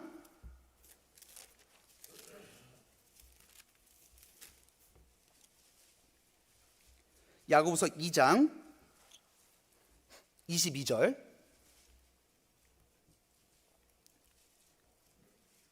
네가 보거니와 믿음이 그의 행함과 함께 일하고 행함으로 믿음이 온전케 되었느니라. 행함과 믿음이 함께 일한다는 겁니다. 26절에도 영혼 없는 몸이 죽은 것 같이 행함이 없는 믿음은 죽은 것이니라. 물론 믿음의 조건이 있어야 되죠. 우리가 거듭난 것은 행함이 아니라 믿음으로 우리가 구원을 받은 겁니다. 그렇다면 거듭난 사람은 반드시 행함에 대한 결과가 따라온다는 겁니다. 혹여나 우리가 말하길 믿음으로 구원받는 것이 행함이 아니잖아 라고 하며 거듭났다고 하는 사람이 자신의 마음대로 죄 짓고 살아간다면 그 사람이 과연 거듭난 사람일까요? 아니죠. 성경은 믿음과 행함이 함께 일한다 라고 한 겁니다. 행함은 결과로 나오는 거지만 거듭난 사람은 반드시 행함이 따라온다 라고 말합니다. 그러기에 우리는 반드시 거듭났다면 이제 하나님 앞에 올바르게 살아가는 것이 마땅한 바입니다. 믿음과 행함에 대한 균형을 잃지 말아야 됩니다. 뿐만 아니라 마음과 걸음의 균형을 잃으면 안 되죠. 시편 44편 18절에는 우리의 마음이 퇴축지 아니하고 우리의 걸음도 주의 길을 떠나지 아니하였으니, 신앙생활이란 건 마음과 걸음이 함께 가는 겁니다. 자, 교제도 나오지 않으면서 마음으로만 저 주님 사랑합니다. 과연 그게 하나님 앞에 합당할까요? 아니죠. 마음으로도 사랑하고, 마음으로 사랑한다면 걸음이 함께 따라오는 겁니다. 뿐만 아니라 주님께서 바리새인을 책망할 때 뭐라고 하셨죠? 입으로 나를 존경하되 마음이 멀루다. 그죠? 입으로는 사랑한다고 하지만 마음이 먼 것도 합당하지 않는 거죠. 우리의 마음도 주님을 사랑하고 그의 마음에 따른 우리의 순종과 하나님을 위해 살아가는 걸음이 함께 따라가는 것이 하나님 앞에 아름다운 모습입니다. 그리고 뿐만 아니라 신앙생활 가운데 말씀, 교제, 그리고 기도, 전도가 함께 마치 네 바퀴가 굴러가듯이 균형을 이뤄야 됩니다. 어떤 분은 말씀 듣는 건 너무 좋아하는데 전혀 전도를 하지 않아요. 그것도 올바를까요? 아니죠. 말씀을 들으며, 그리고 근데 말씀은 너무 사모해요. 그래서 집에서 하루 종일 말씀은 듣는데 교제를 나오지 않아요? 그것도 합당할까요? 그것도 합당하지 않을 겁니다. 그리고 기도하는 건 너무 좋아해요. 하루 종일 기도하는데 말씀은 듣지 않아요. 말씀은 사모하지 않아요. 그것도 합당할까요? 아니죠. 말씀과 기도와 교제와 전도가 함께 갈 때 우리가 정상적으로 신앙생활을 할 수 있습니다. 말씀도 안 듣고 교제 생활 안 하는데 평생 기도만 해요? 어떤 사람이 되죠? 신비주의에 빠지게 되는 거예요. 모든 것을 보며 하나님이 이 일을 행하셨다. 그죠? 마치 신비주의에 빠지듯이 마치 자신의 기도를 오해할 수도 있는 겁니다. 말씀 함께, 기도와 함께, 교제와 전도를 함께 이루어가야 우리가 정상적으로 신앙생활을 할 수 있습니다. 뿐만 아니라 우리는 신앙생활을 하는 가운데 교회 안에서의 모습과, 그리고 우리가 사회, 직장이나 또 학교가 될 수 있겠죠. 사회에서의 생활과 가정에서의 모습이 균형을 이뤄야 됩니다. 우리가 신앙생활을 한다는 것은 교회에서만 하는 것을 신앙생활을 말하는 것이 아닙니다. 우리가 하는 것은 교회에서도 하는 거고요, 가정에서도 신앙생활을 하는 거고, 그리고 사회에서도 직장생활을 하는 겁니다. 먼저 우리 전도서 보시겠습니다. 전도서 1장.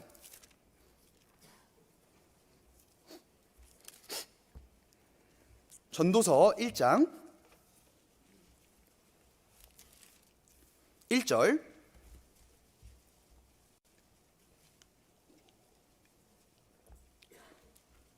솔로몬이 자신을 이제 소개할 때 세 가지 모습으로 설명하고 있습니다. 1장 1절, 다윗의 아들 예루살렘 왕 전도자의 말씀이라. 자, 세 가지 모습이 나와 있죠. 먼저는 그는 아들입니다. 나는 다윗의 아들이다. 그리고 예루살렘 왕이다. 자신의 사회의 역할이었죠. 자신은 왕으로서, 그죠? 왕으로서의 나라를 다스려야 할 책임이 있는 겁니다. 그리고 나는 전도자다. 그죠? 하나님의 말씀을 전하는 역할이 있는 겁니다. 우리 모두도 세 가지의 직분을 가지고 있습니다. 가정에서의 역할, 그리고 사회에서의 역할, 그리고 교회 안에서의 역할을 세 개 다 가지고 있는 겁니다. 어느 세 개도 치우치지는 않아야 될 겁니다. 간단히 예를 들자면, 교회 안에서는 너무나도 헌신된 일꾼이에요. 근데 집에 가면 폭력적인 아버지, 폭력적인 어머니, 그죠? 폭력적인 아들, 과연 합당할까요? 그렇지 않겠죠. 반대로 가정에서 너무 잘해요. 그죠? 너무 좋은 아빠, 너무 좋은 엄마. 근데 교회 안에서는 관심이 없어요.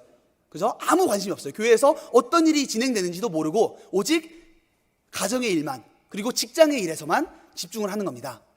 반대로 교회에서도 너무 잘하고 가정에서도 잘하는데 회사원으로서, 그리고 자신의 사회에서는 꽝이에요. 공부도 매번 페일해가지고, 그죠? 맨날, 그죠? 다시 졸업을 못하고 계속 페일하는 겁니다. 그것도 합당할까요? 그렇지 않죠. 성경은 말하길 로마서 14장에 보면 그리스도를 섬기는 자는 하나님께 기뻐하심을 받으며 사람에게도 칭찬을 받느니라. 우리가 균형을 이루어야 됩니다. 교회 안에서도, 가정에서도, 그리고 사회에서도 올바른 신앙생활을 적극적으로 해야 되는 겁니다. 어느 하나도 우리가 포기해서는 안 되죠. 어느 하나도 우리가 균형을 이뤄서는 안 됩니다. 뿐만 아니라 우리가 신앙생활을 할 때 하나님이 사랑과 공의를 균형을 잃지 않았던 것처럼 우리 또한 사랑과 공의의 균형을 잘 유지해야 됩니다. 예수님은 죄인들과 함께 계셨잖아요. 그들을 사랑하셨기 때문에, 그들을 구원하시기 위하여. 그러나 그들과 함께 죄를 지셨나요? 그건 아니죠. 그들과 죄를 지는 않으셨지만 그들을 건지시기 위하여 함께 식사도 하신 겁니다. 우리도 마찬가지죠. 신앙생활을 할 때 사랑과 공의가 있어야 됩니다. 교회 안에서도 우리가 형제자매님들을 받아주고 사랑하고 용서하는 것 필요하죠. 그러나 죄까지 교회 안에 들어오는 것을 받아들일 수 있을까요? 그럴 수는 없는 겁니다. 죄는 교회 안에 들어오면 안 되는 거죠. 반드시 공의가 있어야 되는 겁니다. 만약 내가 너무 편한 사람, 좋죠. 편한 사람 좋은 거지만 마치 자신의 숨긴 죄까지도 이 사람은 너무 편하기 때문에 이 형제에게 말해도 날 다 받아줄 거야. 그런 형제가 돼서는 안 되는 겁니다. 어떤 잘못이 있으면 안 된다, 그것은 올바른 길이 아니다 말해줄 수 있는 사랑과 공의가 함께 있는 사람이 돼야 되는 겁니다. 자칫 타락당한 세상이나 교회나 아무 차이가 없는 그런 모습이 될 수 있는 겁니다. 합당치 않은 것은 용납지 않는, 그러나 사랑으로 받아주는 그런 두 가지 모습이 있어야 되는 거죠. 디모데후서 보시겠습니다.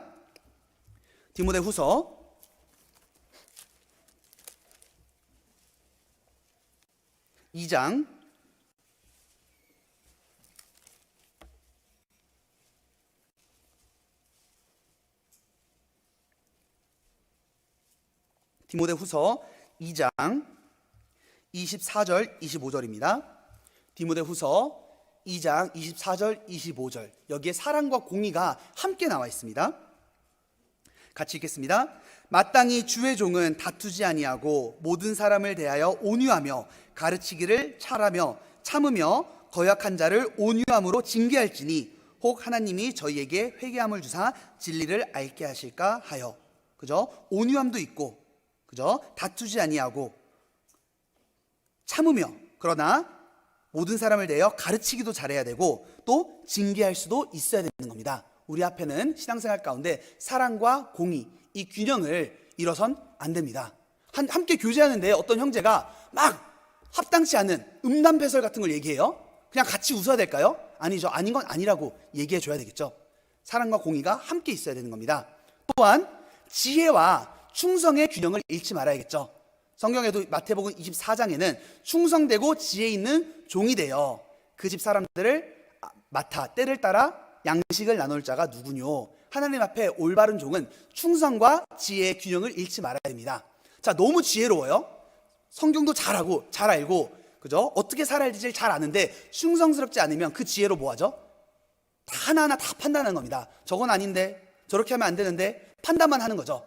그러나 지혜가 있다면 순종할 수 있는 충성이 함께 따라와야 되고요. 너무 충성스러운데 지혜가 없다? 어떻게 되죠? 신방은 다 해요. 다 만나주는데, 교제도 다 하는데 만나는 사람마다 다 상처 주는 거예요. 그래도 안 되겠죠. 지혜와 충성이 함께 균형을 이뤄야 됩니다.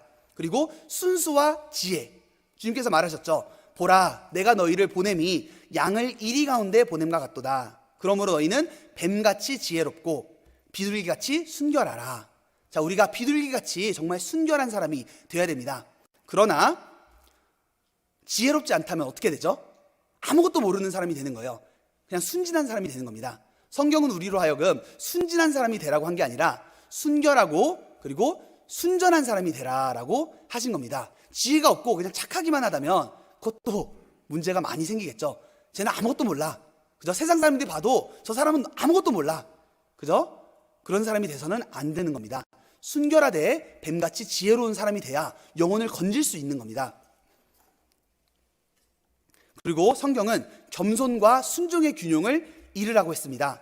빌립보서 2장을 보면 6장 8절에 보면 예수님을 말씀하시며 그가 자기를 비어 종의 형체를 가져 사람들과 같이 되었다. 겸손을 말하죠. 그러나 사람의 모양으로 나셨음에 자기를 낮추시고 죽기까지 복종하셨으니 곧 십자가에 죽으심이라. 겸손한데 순종을 하지 않는다. 그것도 문제가 되는 거죠. 전 아무것도 아니에요. 전 아무것도 못해요. 그래서 순종을 안 합니다. 교회에서 어떤 부탁을 해도 전 못해요. 아무것도 안 해요. 겸손한데 순종을 않는다면 그것이 오히려 교만이 될 수 있는 겁니다. 그러나 올바른 모습은 저는 아무것도 아닙니다. 전 아무것도 할 수 없습니다. 그러나 하나님을 의지하고 하나님이 주시는 힘으로 제가 하겠습니다. 제가 순종하겠습니다. 그래야 아름다운 거죠. 그냥 겸손만 하는 겁니다. 아무것도 못해요. 아무것도 안 하겠습니다. 그것은 하나님 앞에 아름다운 모습이 아닌 겁니다. 겸손과 순종이 함께 올 때 균형을 이룰 수 있는 겁니다. 뿐만 아니라 우리가 구별과 헌신된 삶을 살아야 되죠. 세상에서 구별되는 거 너무 필요하죠. 그죠? 세상에서 구별되는 삶을 살아야 되지만 전도해야 되잖아요. 그렇기 때문에 우리가 헌신된 삶으로 그들을 건질 수 있도록, 그죠? 그들을 건질 수 있도록 헌신된 삶을 살아야 됩니다. 그리고 순수와 열정도 필요한데요. 사도행전 11장 24절에 보면 바나바는 착한 사람이요 성령과 믿음이 충만한 자라 이에 큰 무리가 죽게 더하더라. 자, 바나바는 착한 사람일 뿐만 아니라 성령과 믿음이 충만한 사람이었던 겁니다. 그리스도인이 착하기만 해도 안 되는 겁니다. 그냥 착하기만 해. 그죠? 믿음도 없고, 그죠? 앞으로 뚫고 가려는 것도 없고, 영혼을 건지려는 마음도 없고, 그냥 착한 겁니다. 착하기만 하다면 하나님 앞에 쓸모없는 존재가 될 수 있겠죠.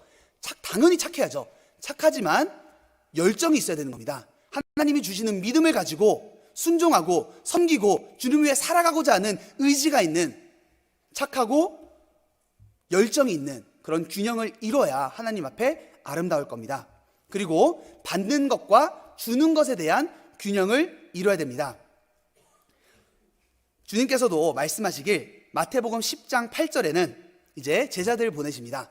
병든 자들을 고쳐줘라. 그들을 깨끗게 해라. 귀신들을 쫓아내라. 그러면서 말씀하시길 너희가 거저 받았으니 거저 주라 라고 말씀하시는 겁니다. 우리가 주는 것과 받는 것을 균형을 이뤄야 되는데요. 먼저는 우리가 받았기 때문에 줘야 됩니다. 받기만 하고 주지 않는다면 그것은 하나님 앞에 아름다운 모습이 아닐 겁니다. 주님은 더 많은 것을 나눠주라고 우리에게 더 많은 것을 채워주고 있는 겁니다. 우리가 말씀을 받는 것도, 그저 말씀을 듣는 것도 주님께서 주시는 은혜를 함께 받는 겁니다. 교제 가운데도 받고 주님께서 우리 삶 가운데 너무나 많은 것을 주셨잖아요. 그럼 어떻게 해야 되죠? 받기만 하고 끝이 아니라 줘야 하나님 앞에 아름답다고 성경은 말합니다. 사도행전 볼까요? 사도행전 20장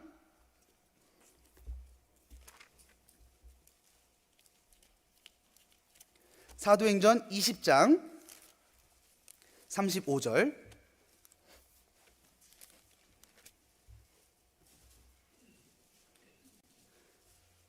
범사에 너희에게 모본을 보였노니 곧 이같이 수고하여 약한 사람들을 돕고 또 주 예수의 친히 말씀하신 바 주는 것이 받는 것보다 복이 있다 하심을 기억하여 할지니라. 우리가 받았다면 우리가 함께 나눠야 됩니다.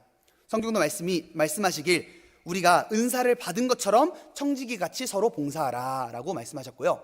그리고 또 우리가 섬기는 것이 준다고 한다면 받아야 줄 수 있는 겁니다. 어떤 의미냐면 자칫하면 우리가 봉사하는 일에는 열정을 하고 있지만 섬기는 일에는 열심히 하지만 우리가 말씀을 듣지 아니하면서 주님께서 주시는 은혜와 능력을 받지 않고 섬기기만 할 수 있는 겁니다. 그럼 어떻게 되죠? 금방 지치게 되는 겁니다.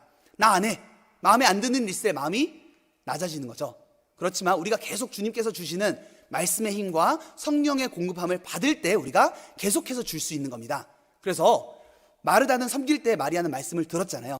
주님께서 마리아를 칭찬하신 것처럼 물론 우리가 봉사에 열심히 열정적으로 하는 거 필요하지만 받으면서 해야 되는 겁니다. 말씀도 듣고 교제에 참석하고 말씀 시간 손해보면서 봉사만 한다? 그런 것도 하나님 앞에 올바르지 않을 겁니다. 받는 것과 주는 것의 균형을 이뤄야 되고요. 권리와 책임의 균형도 있습니다. 주님께서 저를 구원해 주셔서 너무 감사해요. 또 주님께서 내 삶께 주시는 은혜 너무 감사해요. 간증도 하고 너무나 감사하지만 정작 그 책임은 이행하지 않는다면 그것도 합당하지 않죠. 하나님께서 말씀하시길 빌립보서 1장 29절에는 너희에게 은혜를 주신 것은 그를 믿을 뿐만 아니라 그를 위하여 고난도 받게 함이니라 라고 한 겁니다. 우리를 거듭나게 해주신 것은 단지 천국만 받고 은혜에 감사할 뿐만 아니라 이제는 하나님을 위하여 고난을 받기 위하여 우리에게 은혜를 주신 겁니다. 그러기에 우리가 받은 권리와 책임의 균형을 이뤄서는 안 되죠. 권리만 원하고 책임을 이행하지 않는다? 그런 것도 하나님 앞에 아름답지 않을 겁니다. 그리고 하늘의 소망을 갖는 것과 이 땅에서 성실히 살아가는 것에 대한 균형을 잃지 말아야 됩니다. 데살로니가 사람들은 주님의 오실 것을 간절히 기다렸죠. 그러다가 부작용이 일어났죠. 하나님 곧 오실 건데 굳이 이 땅에서 열심히 살 필요가 뭐가 있냐. 그런 사람들에게 사도 바울이 뭐라고 했죠? 누구든지 너희 중에 일하기를 싫어하거든 먹지도 말라. 그죠? 하나님의 소망을 당연히 기다려야 되지만 기다리면서 우리는 성실히 이 땅을 살아가는 겁니다. 많은 밖에 오해하는 사람들 어떻게 하죠? 주님 곧 오실 건데, 그죠? 모든 거 다 팔고 그냥 산에 가서 사는 겁니다. 그것이 하나님이 원하는 삶일까요? 아니죠. 소망을 사모하되 우리가 이 땅에 소망을 두고 살아가는 것이 아니라 이 땅에서는 성실히 우리가 할 도리와 책임을 다하는 것이 성실한 균형의 모습을 주님께서 말씀하고 있습니다. 마지막으로 아가서 8장 보시겠습니다.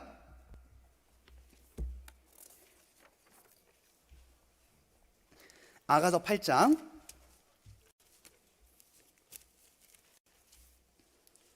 14절입니다. 아가서 8장 14절. 나의 사랑하는 자야, 너는 빨리 달리라. 향기로운 산들에서 노루와도 같고 어린 사슴과도 같아여라. 자, 이 구절은 이제 술람미 여인이 솔로몬을 대하여 말하고 있는 겁니다. 솔로몬은 성경의 예수 그리스도, 우리의 신랑 되신 그리스도의 모습이죠. 술람미 여인이 솔로몬을 향하여 나에게 빨리 와다오 라고 하며 빨리 올 것을 간절히 기다리고 있습니다. 이 모습은 우리에게 이제 다시 오실 그리스도의 모습을 보여주고 있습니다. 주님께서도 말씀하셨죠. 이것들을 증거하신 이가 가라사대 내가 진실로 속히 오리라 하시거늘. 자, 사슴은 그리스도인의 모습만은 표현한 것이 아니라 그리스도, 다시 돌아올, 빨리 돌아올 그리스도의 모습을 표현하며 사슴으로 빗대어 말하고 있습니다. 우리도 다시 오실 그리스도, 사슴처럼 다시 오실 그리스도를 맞이하며 간절히 기다려야 됩니다. 주님께서 말씀하시길 마치 사슴이 오듯 내가 진실로 속히 오리라 하시거늘 우리는 어떻게 해야 되죠? 아멘, 주 예수여 오시옵소서, 마라나타라는 믿음으로 다시 오실 그리스도를 기다리며 간절히 사모하며 살아가야 됩니다. 그리고 우리의 남은 삶은 성실하게 주님 오실 날까지 아름답고 힘있게, 마치 하나님이 사슴을 보듯 아름답게 보시듯 우리가 아름다운 모습으로, 영광스러운 모습으로 다시 오실 주님을 맞이해야 됩니다. 기도하시겠습니다.